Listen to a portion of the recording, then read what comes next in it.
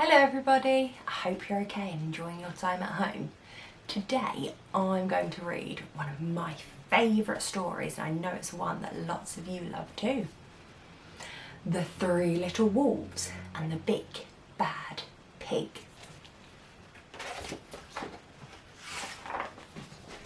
Once upon a time there were three cuddly little wolves with soft fur and fluffy tails who lived with their mother.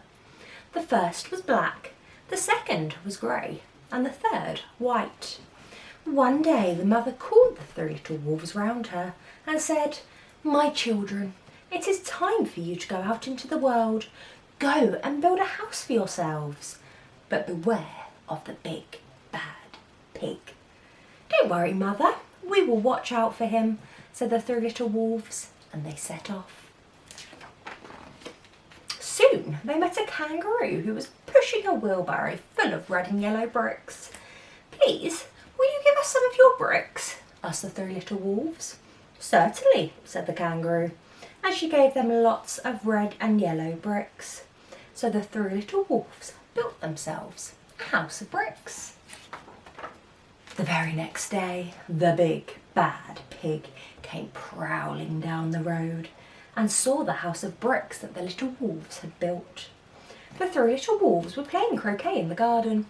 When they saw the big bad pig coming, they ran inside the house and locked the door.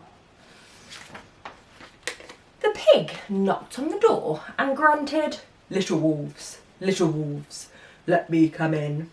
"No, no, no," said the three little wolves.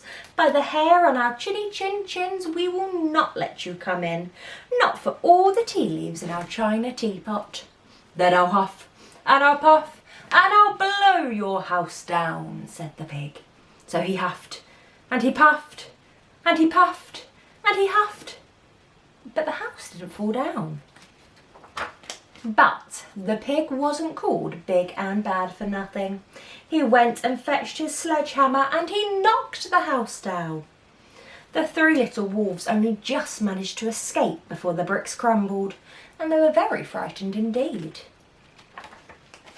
"We shall have to build a stronger house," they said. Just then they saw a beaver who was mixing concrete in a concrete mixer. "Please, will you give us some of your concrete?" asked the three little wolves. "Certainly," said the beaver, and he gave them buckets and buckets full of messy, slurry concrete. So the three wolves built themselves a house of concrete. No sooner had they finished than the big bad pig came prowling down the road and saw the house of concrete that the little wolves had built. And they were playing battledore and shuttlecock in the garden, and when they saw the big bad pig coming, they ran inside their house and shut the door. The pig rang the bell and said, "Little frightened wolves, let me come in." "No, no, no," said the three little wolves. "By the hair on our chinny chin chins, we will not let you in. Not for all the tea leaves in our china teapot." "Then I'll huff, and I'll puff, and I'll blow your house down," said the pig. So he huffed, and he puffed, and he puffed, and he huffed. But the house didn't fall down. But the pig wasn't called big and bad for nothing. He went and fetched his pneumatic drill and smashed the house down. The three little wolves managed to escape, but their chinny chin chins were trembling and trembling and trembling. "We shall build an even stronger house," they said, because they were very determined. Just then they saw a lorry coming along the road, carrying barbed wire, iron bars, armour plates and heavy metal padlocks. "Please, will you give us some of your barbed wire, a few iron bars and armour plates, and some heavy metal padlocks?" they said to the rhinoceros who was driving the lorry. "Sure," said the rhinoceros, and gave them plenty of barbed wire, iron bars, armour plates and heavy metal padlocks. He also gave them some plexiglass and some reinforced steel chains, because he was a generous and kind-hearted rhinoceros. So the three little wolves built themselves an extremely strong house. It was the strongest, securest house one could possibly imagine. They felt very relaxed and absolutely safe. The next day, the big bad pig came prowling along the road as usual. The little wolves were playing hopscotch in the garden.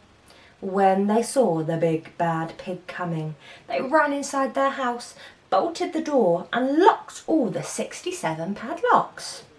The pig pressed the video entrance phone and said, "Frightened little wolves with the trembling chins, let me come in." "No, no, no," said the little wolves. "By the hair on our chinny chin chins, we will not let you in. Not for all the tea leaves in our china teapot." "Then I'll huff, and I'll puff, and I'll blow your house down," said the pig. So he huffed, and he puffed, and he puffed, and he huffed. But the house didn't fall down. But the pig wasn't called big and bad for nothing. He brought some dynamite, laid it against the house, lit the fuse, and the house blew up. The little wolves just managed to escape with their fluffy tails scorched. "Something must be wrong with our building materials," they said. "We have to try something different." But what? At that moment they saw a flamingo bird coming along, pushing a wheelbarrow full of flowers. "Please, will you give us some flowers?" asked the little wolves.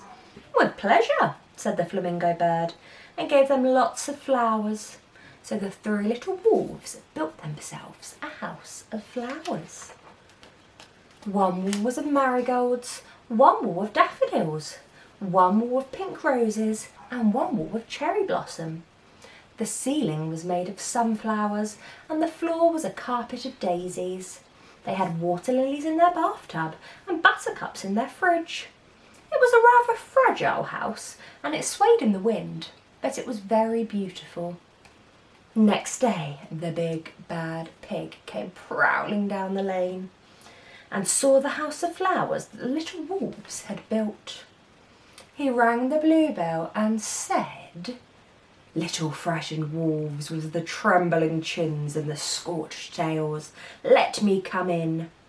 "No, no, no," said the three little wolves. "By the hair on our chinny chin chins, we will not let you in. Not for all the tea leaves in our china teapot." "Then I'll huff, and I'll puff, and I'll blow your house down," said the pig. But as he took a deep breath, ready to huff and puff, he smelled the soft scent of the flowers. It was fantastic. And because the scent took his breath away, the pig took another breath and then another. Instead of huffing and puffing, he began to sniff. He sniffed deeper and deeper until he was quite filled with the fragrant scent. His heart became tender, and he realised how horrible he had been in the past. In other words, he became a big, good pig. He started to sing and to dance the tarantella. At first, the three little wolves were a bit worried, thinking that it might be a trick. But soon they realised that the pig had truly changed. So they came running out of the house. They introduced themselves and started playing games with him. First they played Pig Pog, and then Piggy in the middle. And when they were all tired, they invited him into the house.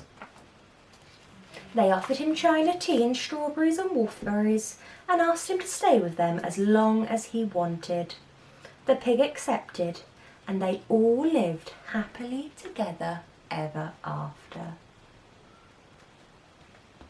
Isn't that a lovely story? And I like that it's a story we know, but a bit different, which makes it a bit more fun.